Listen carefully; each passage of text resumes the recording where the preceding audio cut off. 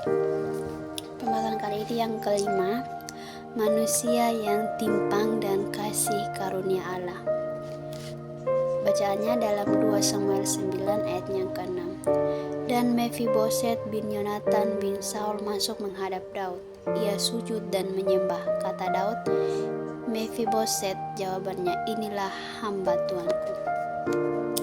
Perikop yang pertama, keadaan orang dosa di hadapan Allah. Yonatan anak Saul mempunyai seorang anak laki-laki yang cacat kakinya. Ia berumur 5 tahun ketika datang kabar tentang Saul dan Yonatan dari Israel. Inang pengasuhnya mengangkat dia pada waktu itu lalu lari, tetapi karena buru-buru larinya anak itu jatuh dan timpang.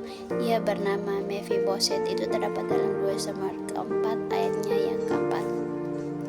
Ada satu perkara yang perlu kita perhatikan, yaitu Saul, kakek Mephiboset, adalah musuh Daud. Berkali-kali Saul menindas Daud. Ia ingin membunuh Daud. Ia benar-benar adalah seorang musuh besar Daud. Kini Saul telah terbunuh, Yonatan juga terbunuh. Karena itu inang pengasuh Mephiboset segera menggendong anak itu dan melarikan diri. Ia mengira karena kakek dan ayahnya ini sudah mati, sekarang tinggal anak ini. Kalau tidak cepat-cepat melarikan diri, mungkin Daud akan membalas dendam kepadanya dan membunuhnya. Namun dia terburu-buru melarikan diri.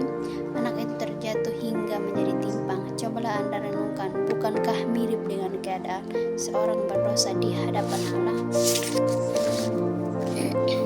Yang kedua, kesalahpahaman manusia terhadap Allah.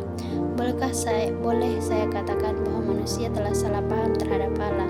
Sekali lagi saya katakan, manusia telah salah paham terhadap Allah. Karena dalam benak diri manusia sendiri terkandung angan-angan yang jahat terhadap Allah, maka manusia mengira Allah juga berlaku tidak baik kepada manusia karena manusia membenci Allah, lalu mengira Allah juga membenci manusia. Manusia tidak tahu diri dosanya, lalu mengira karena Allah itu membenci mereka. Tetapi saya ingin memberitahu Anda, pandangan Allah tidak sama dengan pandangan Anda. Sebenarnya sedikit pun Mephiboset tidak patut menerima karunia, tetapi faktanya dia telah menerimanya. Demikian juga dengan Anda dan saya di hadapan Allah. Manusia mengira entah berapa banyak perbuatan baik yang harus dilakukan baru bisa membuat Allah memalingkan muka memandangnya. Entah berapa banyak perbuatan baik yang harus ia lakukan baru bisa membuat Allah menghentikan amarahnya. Entah berapa banyak amal yang harus ia lakukan baru ia bisa membuat Allah berkenan kepadanya. Tetapi ketahuilah, di hadapan Daud, Mephiboset sama sekali tidak memiliki kedudukan. Karena Yonatan, Daud memperlakukan Mephiboset dengan kasih karunia. Bagian yang ketiga, mendapat kasih terhadap karunia melalui Yesus Kristus. Mephiboset mendapatkan kasih karunia bukan karena dirinya sendiri, melainkan karena orang ketiga.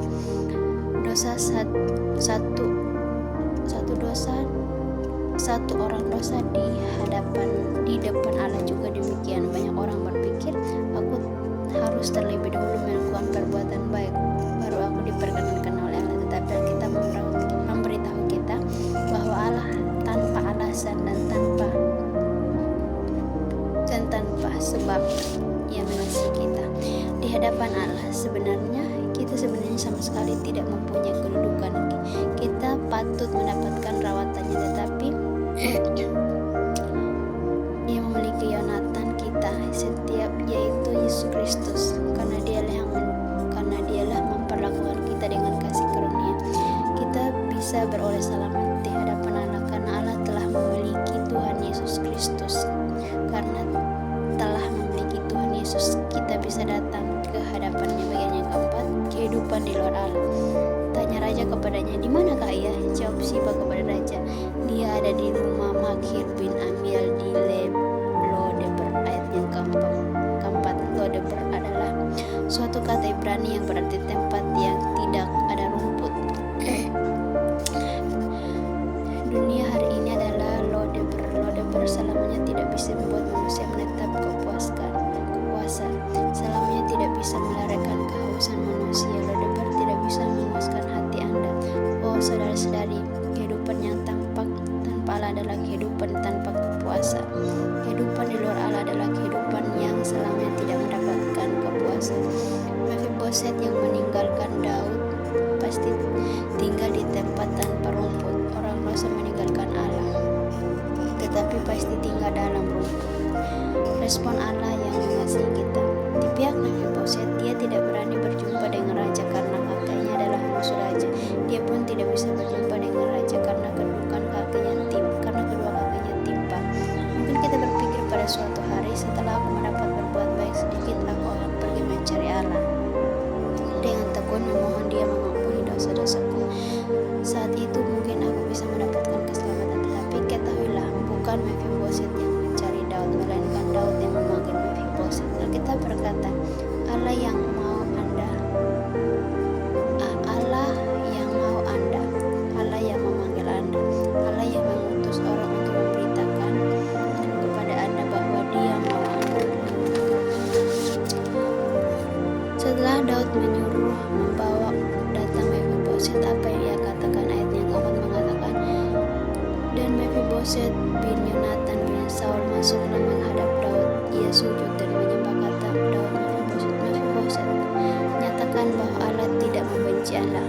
Allah mau Anda, Allah mengasihi Anda. Mephiboset seharusnya tahu bahwa sikap Daud kepadanya bukan penuh kebencian, melainkan penuh kasih, melainkan penuh kebaikan. Tetapi karena di hatinya sudah terlebih dahulu sangat takut, ia berkata, inilah hamba Tuhan, inilah hamba Tuhan.